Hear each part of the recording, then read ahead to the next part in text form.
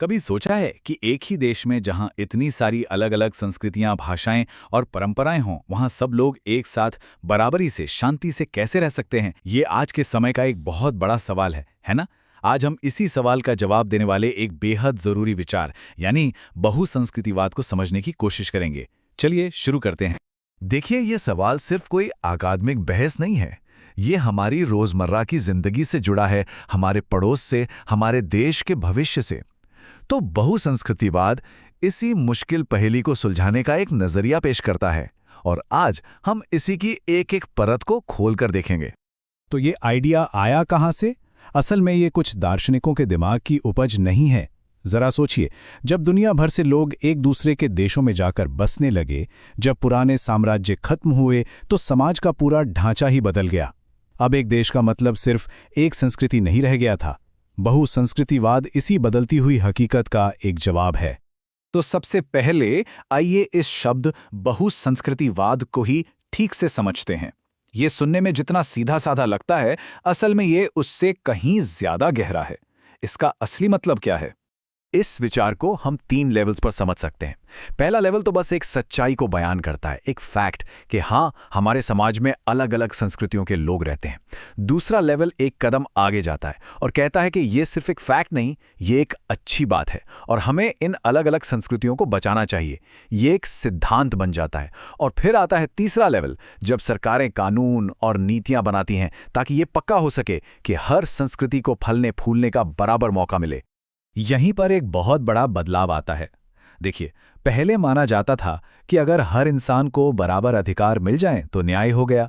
लेकिन बहुसंस्कृतिवाद कहता है, एक मिनट रुकिए, हम सिर्फ अकेले व्यक्ति नहीं हैं, हम किसी न किसी समुदाय या संस्कृति का भी तो हिस्सा हैं। और सच्चे न्याय के लिए उस सामूहिक पहचान को पहचानना और सम्मान देना भी उतना ही जरूरी है।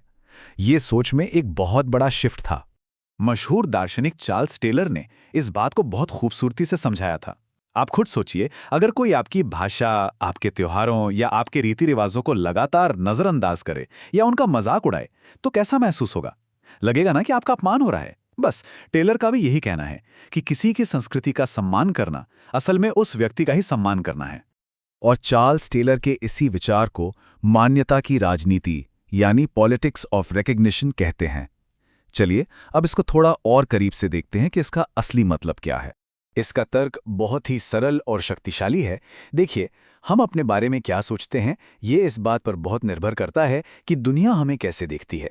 अगर समाज किसी एक समुदाय को लगातार गलत तरीके से दिखाता है या उसे अनदेखा ही करता है, तो ये सिर्फ बुरा महसूस कराने वाली बात नहीं है। ये एक तरह का उत्पीड़न है, एक तरह का दबाव है। इसीलिए बहुसंस्कृतिवाद कहता है कि किसी की पहचान को मान्यता देना कोई एहसान नहीं है, बल्कि न्याय का सबसे पहला कदम है। अब आते हैं एक और दिलचस्प सवाल पर। क्या सबके साथ एक जैसा बर्ताव करना ही हमेशा समानता होती है? बहुसंस्कृतिवाद इस पारंपरिक सोच को चुनौती देता है।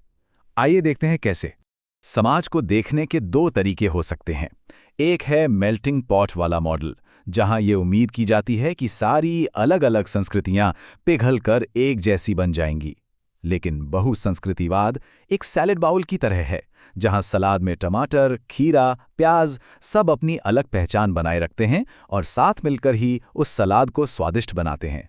यहां मकसद एक जैसा बनना नहीं, बल्कि तालमेल बिठाना है। इसको एक उदाहरण से समझते हैं। मान लीजिए 3 लोग एक दीवार के पार मैच देखना चाहते हैं और तीनों की लंबाई अलग अलग है। औपचारिक समानता का मतलब होगा कि तीनों को एक ही साइज का बक्सा दे दिया जाए। अब इससे शायद लंबे वाले को जरूरत ही ना पड़े और सबसे छोटे वाले को फिर भी कुछ ना दिखे।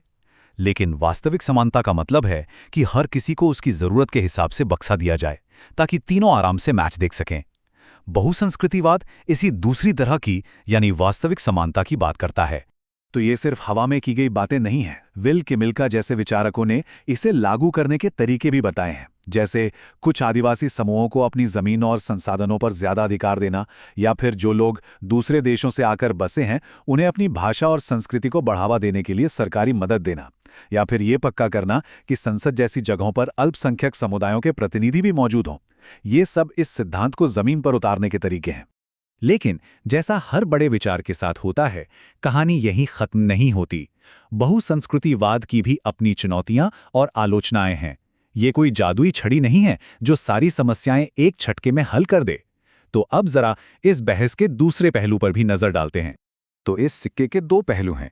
एक तरफ इसके समर्थक कहते हैं कि ये समाज को ज्यादा खुला, ज्यादा सहिष्णु बनाता है और कमजोर संस्कृतियों की रक्षा करता है। लेकिन दूसरी तरफ आलोचक चिंता जताते हैं कि क्या इससे समाज छोटे छोटे गुटों में बंट नहीं जाएगा? क्या हम एक देश होने की जो भावना है उसे ही खो देंगे? ये एक बहुत ही वाजिब सवाल है। ये एक गंभीर चिंता है। ब्रायन बैरी जैसे आलोचक ये सवाल उठाते हैं कि अगर हम हर समय अपनी अलग अलग पहचानों पर ही जोर देते रहेंगे तो वो कौन सी साझा चीज होगी जो हम सबको एक साथ जोड़ेगी? क्या हम अपनी साझा इंसानियत को ही भूल जाएंगे?